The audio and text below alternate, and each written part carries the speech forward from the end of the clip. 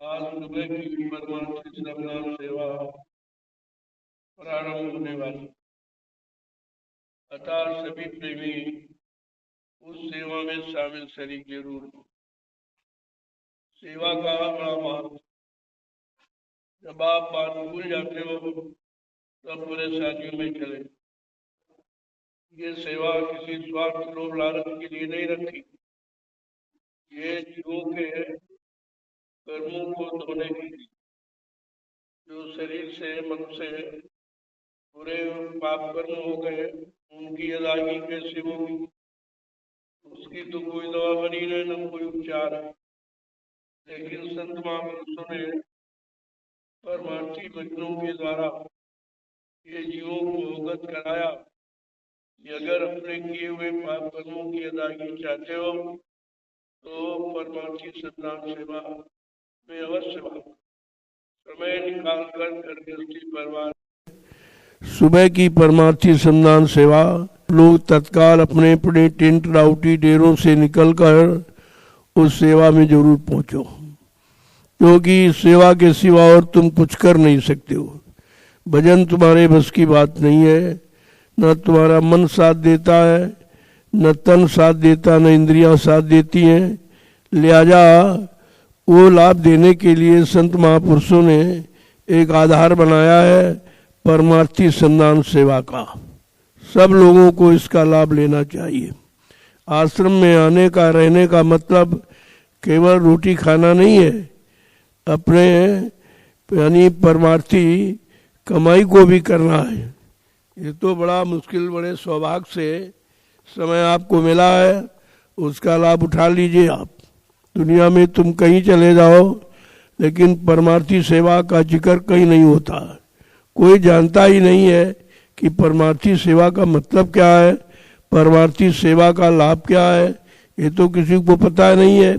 जब तक संत महापुरुषों के परमार्थी वचन नहीं सुनोगे तब तक आपकी समझ में नहीं आएगा। इसलिए कलयुग के जीवों के लिए ये महत्वपूर्ण लाभ दिया जा रहा है और सभी लोगों को सूचना दी जा रही। हिंदुस्तान में जितने भी मतांतर मजहब धर्म हैं, सबको सूचना है कि आप लोग कलयुग की साधना जो है उसे करो, उसका लाभ है।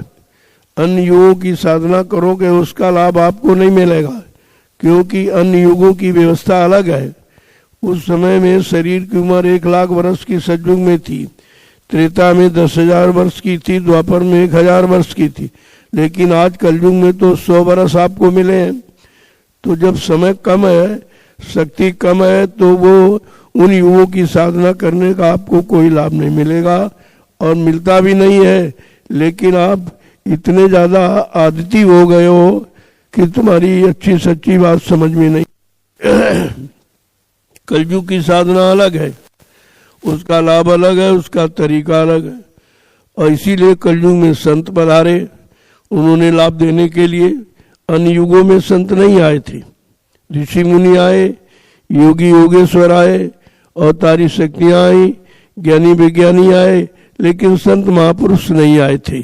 इस बात को हमेशा मद्देनजर रखना चाहिए आपको कि ये समय आपके लिए कल्याणकारी क्यों रखा गया, ताकि कलयुग का जीव अपना काम बना ले और धीरज से निकलकर अपने घर की तरफ चला जाए।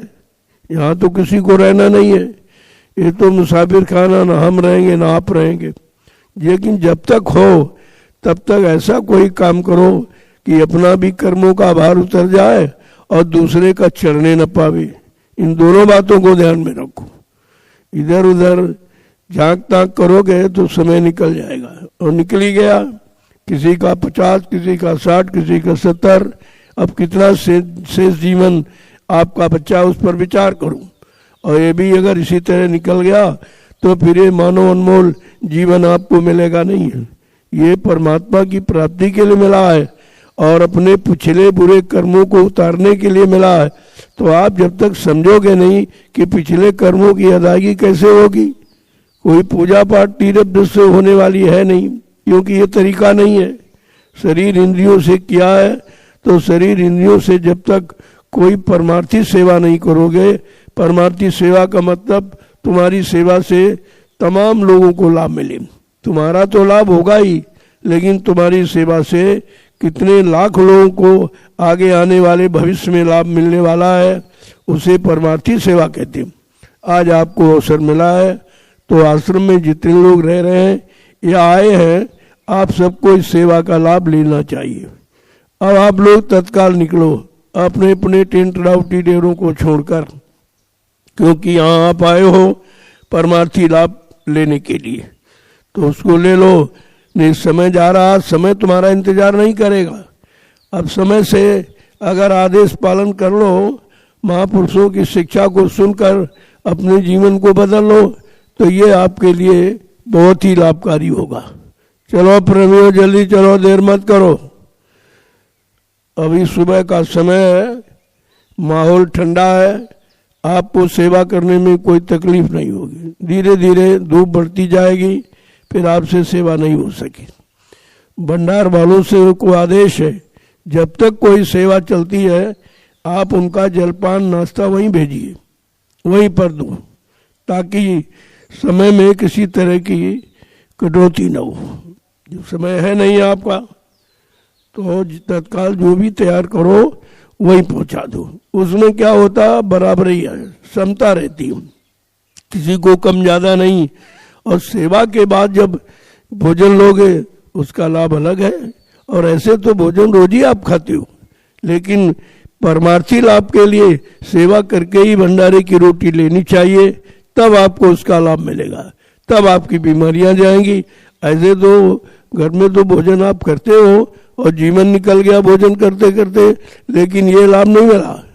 वो तो शरीर का लाभ है, केवल शरीर की खुराक आप खा रहे हो, लेकिन पिछले पाप कर्मों की अदायगी का आप इंतजाम नहीं कर रहे हो। जी तो जानते रहे हो, दूसरा संत महापुरुष बतावे तो आप मानते नहीं हो।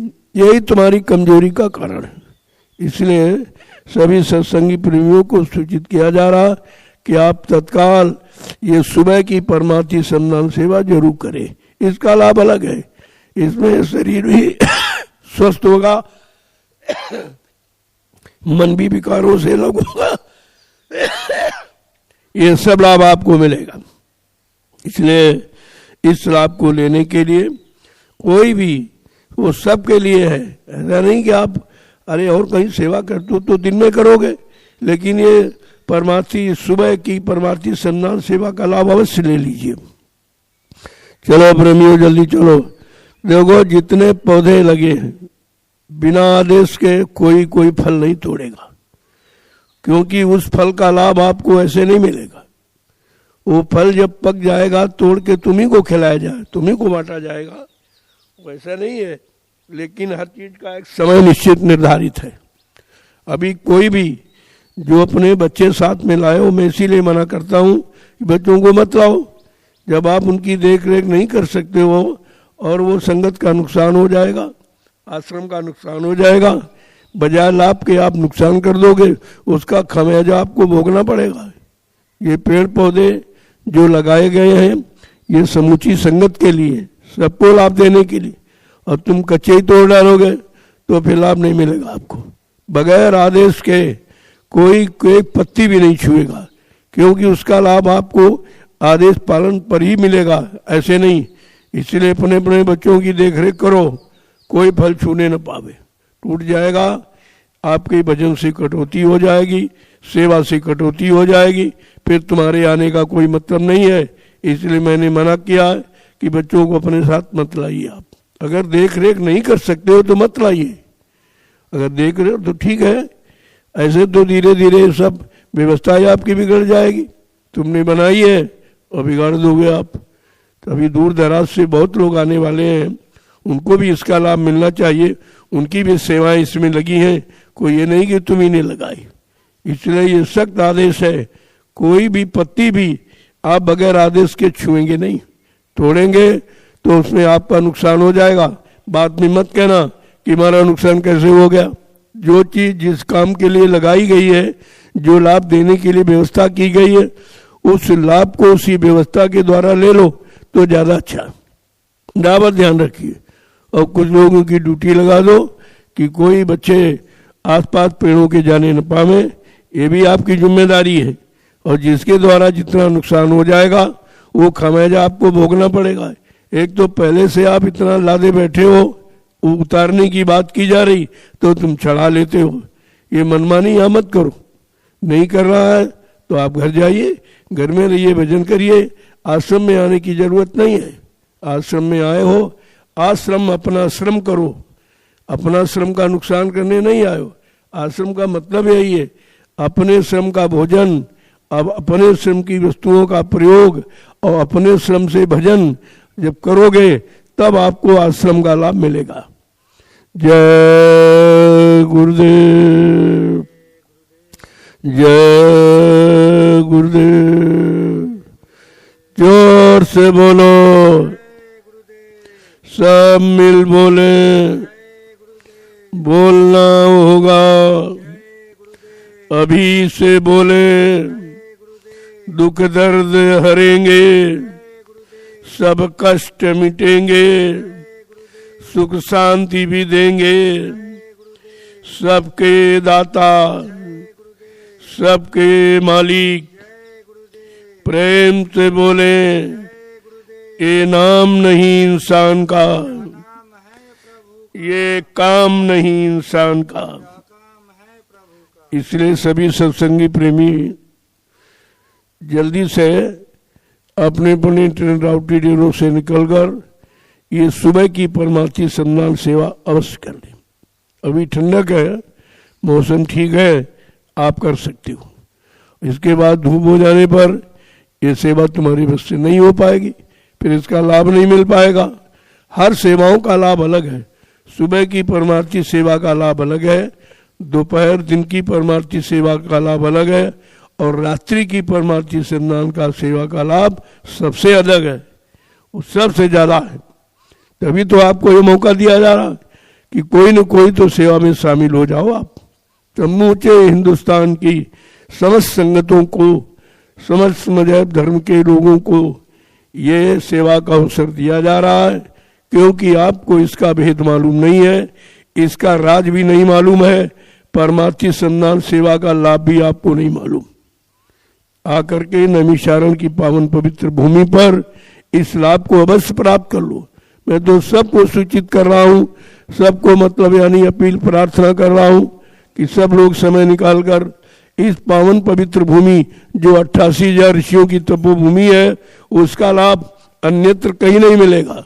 किसी तीर्थ में चले जाओ, कोई मंदिर में चले जाओ, कोई गंगा जमुना में, तो ये लाभ थोड़ी आपको मिलेगा। ये तो पावन पवित्र भूमि पर ही जब आओगे तब उसका लाभ आप प्राप्त कर सकोगे। जय गुरुदेव, जय गुरुदेव, जय गुरुदेव। आध्यात्मिक देखिए ये आपका गुरुद्वारा है, सतगुरुधाम नैमिषारण्य सीतापुर उत्तर प्रदेश। अब ये सुबह की परमार्थी सम्मान सेवा होने जा रही है, सब प्रेमी इसमें शामिल शरीक हो जाओ। आज सतगुरु धाम की मर्यादा सबसे अलग है। नैमिष धाम में जो लाभ लोगों को अभी तक नहीं मिल पाया, तमाम आपने जड़ पूजा की है, चेतन पूजा तो आपने की नहीं, क्योंकि चेतन युक्ति आपको मिली नहीं और चेतन समय का जगाया नाम आपको दिया नहीं गया, इसलिए जड़ पूजा का कोई लाभ नहीं है। हाँ, शरीर इंद्रियों की शुद्धि क्षण मात्र हो सकती है, लेकिन आत्मिक कोई लाभ नहीं मिलेगा। इसलिए ये पावन पवित्र भूमि है नैमिषारण्य, जिसके बारे में गोस्वामी जी महाराज ने रामचरितमानस के उत्तरकांड में स्पष्ट कहा है, तीर्थवर नैमिष विख्याता, अति पुनीत साधक सुखदाता। और कहीं नहीं लिखा, ये केवल रामचरितमानस, न 4 वेदों में है, न 6 शास्त्रों में है, न पुराणों में है, न उपनिषदों में है, न ऋचाओं में है।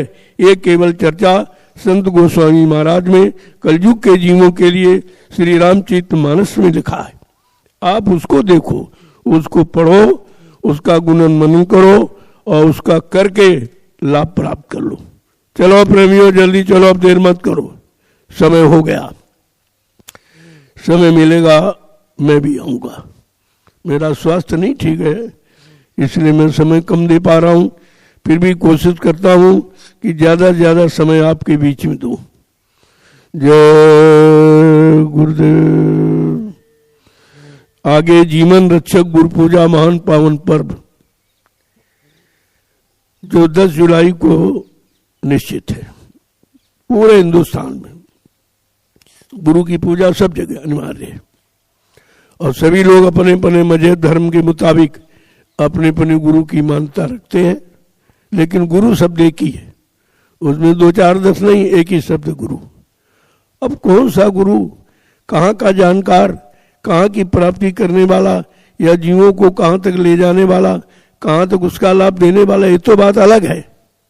इसीलिए सभी युगों में गुरु की महिमा है, लेकिन कलयुग में सतगुरु की महिमा है। यही बात तो आपको समझनी है। कलयुग एक विशेष युग है। कलयुग सम नयान युग जो नरकर विश्वास। कलयुग के समान जीवात्मा के कल्याण का अच्छा कोई युग नहीं है, लेकिन संत महापुरुषों के वचनों पर, वाणियों पर आपको विश्वास हो जाए। मुख्य बात तो विश्वास की। आज आपने विश्वास खो दिया है, अपने गुरु को भुला दिया है, तो इसीलिए आप लाभ से भी वंचित रह रहे हो, और जब तक भूले रहोगे तब तक उसका लाभ नहीं मिलेगा। जबकि बराबर यानी आपको याद कराया जा रहा है। मैं 12 वर्ष से लगातार पूरे हिंदुस्तान में घूम घूम कर ये सबको बता रहा हूँ कि समय के सद्गुरु का लाभ ले लो, उन पर विश्वास करो, उनके वचनों पर विश्वास करो, उनके आदेश का पालन करके ये लाभ प्राप्त कर लो। मैं तो सबको बताता हूँ और उस बताने का कोई आपसे पैसा नहीं लेता। ये तो कभी हुआ ही नहीं। जो पिछले युग की बातें बताते वो भी पैसा लेते, बगैर दान दक्षिणा के बताते नहीं, जबकि उससे कुछ होने वाला नहीं। जो समय निकल गया उस निकले हुए समय का लाभ आपको नहीं मिलेगा। लेकिन आज कलयुग की वर्तमान जो समस्याएं हैं उनका समाधान तो कोई करता ही नहीं आपको, क्योंकि वो समाधान समय के महापुरुष के द्वारा होगा और महापुरुष के द्वारा जगाए नाम से होगा, और जो उन्होंने सेवाओं का आधार रखा है उन सेवाओं में शामिल शरीक होकर ही आप उसका लाभ प्राप्त कर सकते हैं। इसलिए ये लाभ सबको लेना चाहिए। जय गुरुदेव, जय गुरुदेव। देखो इस जय गुरुदेव आध्यात्मिक गुरुद्वारा सतगुरुधाम नैमिषारण्य सीतापुर उत्तर प्रदेश में ये तीनों परमार्थी कार्य होते। सुबह सुमरन ध्यान भजन, प्रार्थना पाठ, और इसके बाद आपका सत्संग, और इसके बाद सेवा। यही तीनों आधार हैं आध्यात्मिक लाभ पाने के। सत्संग करो, सेवा करो और भजन करो।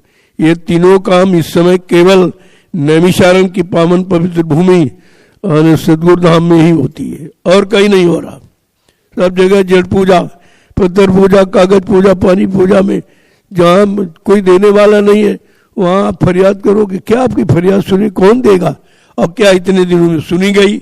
लेकिन इतनी जड़ बुद्धि और जड़ता में लोग फंस चुके हैं कि हम निकलना नहीं चाहते। लेकिन संत महापुरुष बराबर जगाते रहते। उनका काम जन जागरण का, उनका काम लोग लालच दान दक्षिणा रुपया पैसा लेने का नहीं है। अब आप उनकी बात, उनके इशारों को, वचनों को नहीं समझ पा रहे हो, वो बात एक अलग। लेकिन उनका कोई स्वार्थ किसी से नहीं और किसी से उनका विरोध नहीं। दोनों चीजें वो सबको अपना मानते और सबको लाभ देने की ही बात करते। आप न समझ पाओ बात अलग की है, लेकिन कभी ये नहीं कह सकते वो कोई अपने लाभ की बात करते। उनके यहाँ अपना पराया कुछ है ही नहीं। वो सबको अपना मानते हैं, अपना समझते हैं, और इसलिए सबको अपनी कमाई के बारे में रास्ता देते और कहते कमाई करके सब लोग अपने घर चलो, अपनी जीवात्मा का कल्याण करो। इसमें कोई मतभेद नहीं है।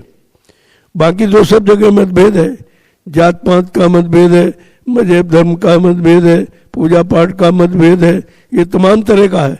लेकिन संत महापुरुषों के यहाँ मतभेद नाम की कोई चीज नहीं। सारा मतभेद मिटाने आए हैं और मिटा के जाएंगे। आप देखते जाइए कैसे कैसे व्यवस्था बदलती है, कैसे कैसे लोग मतभेदों से, भेदभाव से अलग हो पा रहे हैं, सबको अपना समझ पा रहे हैं, सबके प्रति श्रद्धा सेवा भाव रख पा रहे हैं। इसी की जरूरत है और वो अभी कहीं दिखाई नहीं दे रहा। किसी मजहब धर्म में चले जाओ, कहीं नहीं आपको मिलेगा, लेकिन उसी की तैयारी है। तभी कहा कलयुग जा रहा है, सतयुग आ रहा।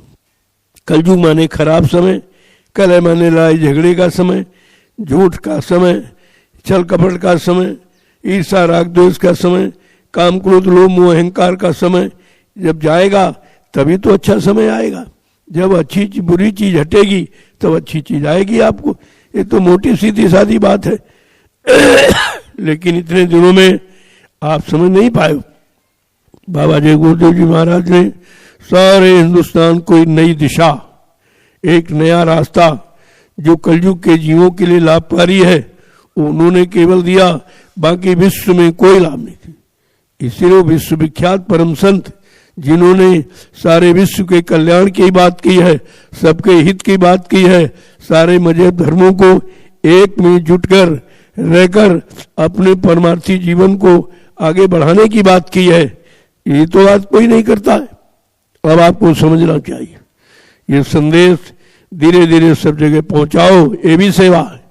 जो मैं बोलता हूं कोई अपने हित लाभ के लिए नहीं, अपने निजी स्वार्थ के नहीं है, ये परमार्थ का भाव है और परमार्थी जीवन को आदर्श बनाने के लिए आपको ये संदेश सुबह शाम दोपहर जब भी मौका मिलता है मैं बराबर देता रहता हूँ, इशारा करता रहता हूँ। जय गुरुदेव।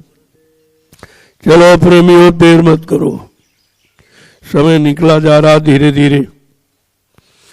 अब आप समय के साथ जुड़ जाओगे तो लाभ हो जाएगा, इसलिए उसका इंतजार मत किया करो। जैसे सुबह समय हुआ कि एक दिन आपने सुना है, बस फट से निकल गए।